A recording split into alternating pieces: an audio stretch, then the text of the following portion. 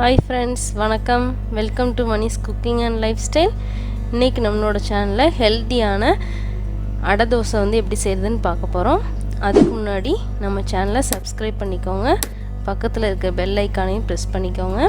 அதுக்கு முதல்ல தேவையான பொருட்கள்லாம் வந்து பார்க்கலாம்.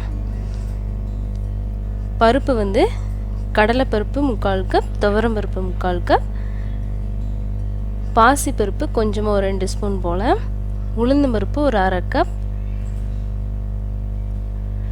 அரிசி வந்து ஒரு 1/2 கப், 2 ஸ்பூன் ஜீரகம், 1 ஸ்பூன் மிளகு, 4 காஞ்ச மிளகாய்,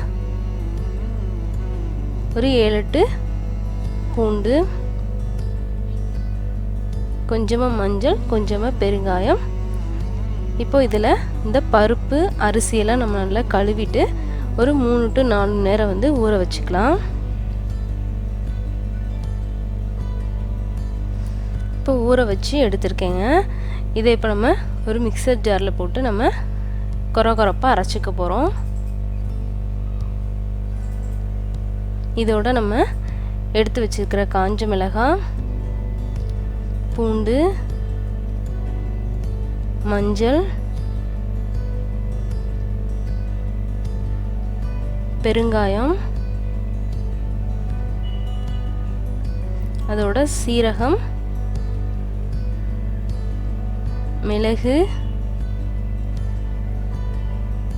கொஞ்சமாக நீங்கள் கருவேப்பிலை சேர்த்து அரைக்கணுன்னா கூட அரைச்சிக்கலாம், நல்லாயிருக்கும். இதெல்லாம் சேர்த்து நம்ம நல்லா கொரப்பாக அரைச்சி எடுத்துருக்கோம் பாருங்கள்.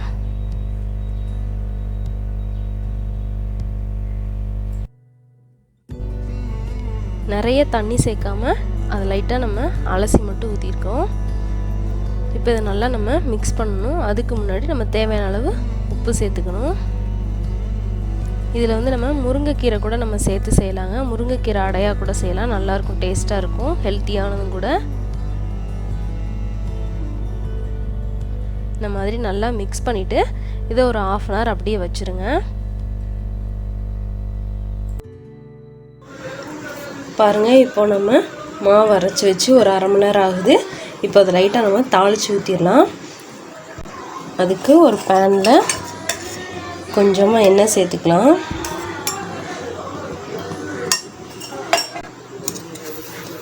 எண்ணெய் சூடானதும் கொஞ்சம் கடுகு சேர்த்துக்கலாம். கடுகு நல்லா வெடித்ததும் கொஞ்சம் சின்ன வெங்காயம் குட்டி குட்டியாக கட் பண்ணி வச்சுருக்கேன், அதை சேர்த்துக்கலாம். இந்த மாதிரி கொஞ்சம் நல்லா வதக்கிக்கலாம். அதை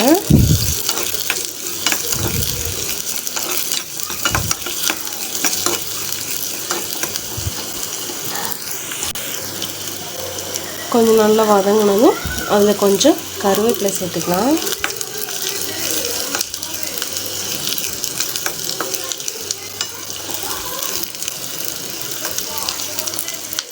கொஞ்சம் வதங்கினதும் இப்போ ஸ்டவ் ஆஃப் பண்ணிடலாம்.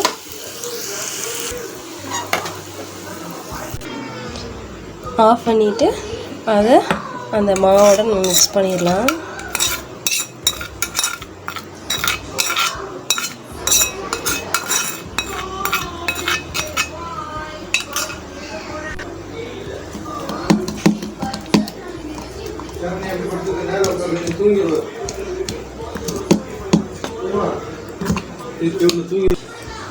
இப்போ ஒரு தோசைக்கல்லை நல்லா சூடு பண்ணியாச்சு. அதை முதல்ல லைட்டாக தண்ணி ஊற்றி இந்த மாதிரி நம்ம தொடச்சிட்டோன்னா ஈஸியாக எடுக்கலாம். ஒரு கரண்டி மாவு எடுத்து இந்த மாதிரி ஊற்றி ரொம்ப அமுத்தி இருக்கக்கூடாது, லைட்டாக இந்த மாதிரி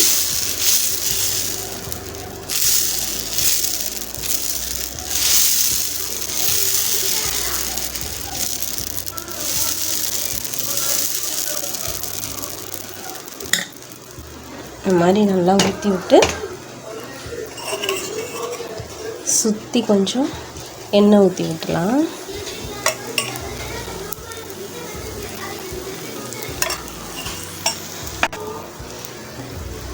இப்போ இந்த லைட் அப்படியே திருப்பி விட்டுடலாம். இந்த மாதிரி சுற்றி எடுத்து விட்டுட்டு இப்படி திருப்பினோம்னா நமக்கு ஈஸியாக இருக்கும். பாருங்கள் கலர்ஃபுல்லாக எப்படி சூப்பராக இருக்குன்னு. இதில் நம்ம வந்து கொஞ்சம் தேங்காய் கூட கட் பண்ணி போட்டுக்கலாங்க. கட் பண்ணி போட்டால் அதுவும் நல்லா க்ரன்ச்சியாக நல்லாயிருக்கும். நான் வந்து இன்றைக்கி அது சேர்க்கலை, வெங்காயம் மட்டும் தான் தாளித்து கொட்டியிருக்கேன். காரம் வந்து உங்களுக்கு எவ்வளோ காரம் வேணுமோ அந்தளவுக்கு கூட்டிக்கோங்க. இப்போது இதை எடுத்துடலாம். பாருங்கள் இந்த மாதிரி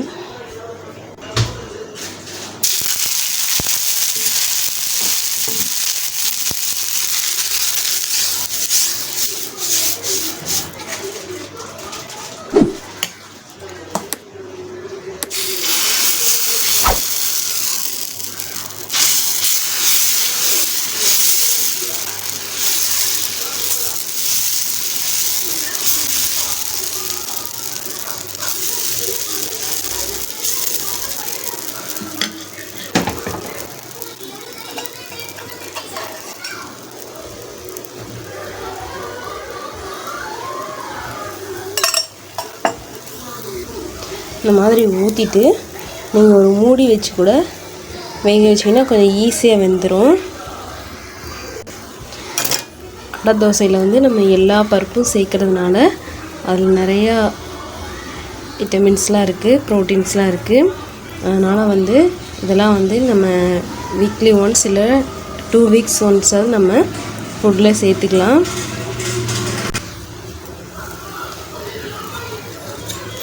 இப்போ பாருங்கள் ஈஸியாக நம்மளுக்கு வெந்துடும் மூடி வச்சு எடுத்ததுனால.